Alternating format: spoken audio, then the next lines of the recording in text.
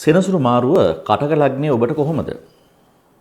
පසුගිය මාස 6 විස්තර කල්පනා කරලා බලන්න. ඔන්න මම කරපු හොඳ වීඩියෝ එකක් තියෙනවා පල්ලෙහා ලින්ක් එකේ. ඊට අමතරව පුංචි මතක් කිරීමක් කරන්නම්. බලමු මේ දේවල් ඔබ දන්න කී දිනකට වෙලා තියෙනවද කියලා. කටක ලග්නයට ප්‍රබල අපල දෙන්නේ නැහැ කියලායි මං කිව්වේ. හැබැයි ප්‍රබල අගුණ නැහැ. ජීවිතේ පතෝල වගේ. එහෙත් ධනය ලැබීවන්න නම් කටක ලග්න හිමියාට සෙනසුරු මාරුව එතරම් සුබ වෙන්නේ නැහැ. අධ්‍යාපනය කරන දරුවන්ගේ අධ්‍යාපනයට යම් බාධා ඇති වෙනවා. එහෙත් උපන් කේන්ද්‍රයේ බලවත් නම් කටක ලග්න හිමියාට සෙනසුරු මාරුවෙන් ප්‍රබල දේවල් සිද්ධ නොවන බව තමයි කියන්න තියෙන්නේ. කෙසේ වුවද ඔබේ උපන් කේන්ද්‍රයෙන් ඔබ දන්නේ නැහනේ. 2027 ජූනි 2 දක්වාම මේ අපලේ ක්‍රියාත්මක වන නිසා අලුත් අවුරුද්ද පටන් ගන්න කලින් ඔබේ පවුලේ ජ්‍යොතිෂ වේදියා හම්බ වෙලා ඔබ ඉන්න තැන දැනගන්න.